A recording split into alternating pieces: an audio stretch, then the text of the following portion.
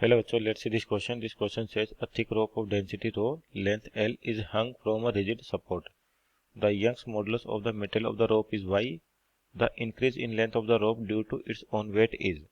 तो यहाँ पे देखिए सबसे पहले तो की कॉन्सेप्ट की बात करें आपका कि की कॉन्सेप्ट क्या होगा। तो की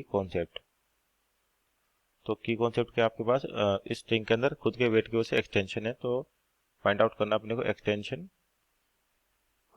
due to self weight. Due to self weight तो आपके ड्यू टू सेल्फ वेट तो किस तरह से होगा। जैसे आपको मान लीजिए स्ट्रिंग दे रखी है, थिक स्ट्रिंग दे रखी है, तो सपोज करिए अपने पास थिक स्ट्रिंग की बात करें, यानी कि एक स्ट्रिंग होगी जिसकी आपको डेंसिटी दे रखी है रो और लेंथ दे रखी है एल और यंग्स मॉडुलस दे रखा वाई। मान लेते हैं इसका क्रॉस सेक्शन एरिया कितना ए है, तो इसकी जो मास डेंसिटी यानी या बोलते सिंपल डेंसिटी क्या होगी, मास अपॉन वॉल्यूम, और वॉल्यूम को लिख सकते हैं एरिया इंटू लेंथ।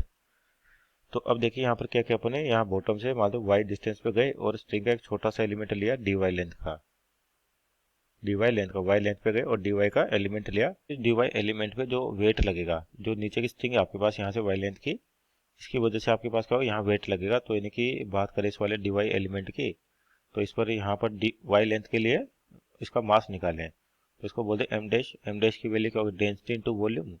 तो डेंसिटी इंटू वॉल्यूम को लिखा अपन एरिया इंटू लेंथ। लेंथ कितनी वाई है आपके पास, और यहाँ से इसका वेट बोलते डब्ल्यू डैश, तो ये हो जाएगा रो ए वाई जी। रो ए वाई जी हो जाएगा आपके पास, यानी कि इस डी वाई एलिमेंट पर जो वेट लग रहा है वो कितना होगा, डब्ल्यू डैश रो ए वाई जी। अब किसी भी एक्सटर्नल फोर्स के कारण जो आपका एक्सटेंशन होता है उसका क्या फार्मूला होता है, एफ एल अपॉन ए वाई। तो बोलते हैं इसके अंदर छोटा सा एक्सटेंशन आया आपके पास डेल्टा डैश, तो क्या वैल्यू होती है इसकी, एफ एल अपॉन ए वाई। तो एफ की जगह कितना आएगा, डब्ल्यू डैश एल अपॉन ए वाई। तो डब्ल्यू डैश की वैल्यू क्या आपके पास, रो ए आपके पास वाई जी डिवाइड बाई आपके पास अपॉन ए वाई, अपॉन ए वाई। ये ध्यान रखिए आपके पास ये वाई एलिमेंट जो इसकी लेंथ है और ये कैपिटल वाई क्या है, यंग्स मॉडुलस आपका। तो ए से ए कैंसिल आउट हो गया, तो आपके पास कितना बचेगा, रो वाई, और इसकी लेंथ कितनी है आपके पास, डी वाई। तो लेंथ भी होगी डी वाई इंटू ए वाई, तो ए से कट गया, तो आपके पास कितना बचेगा, rho Y G upon capital Y into D Y.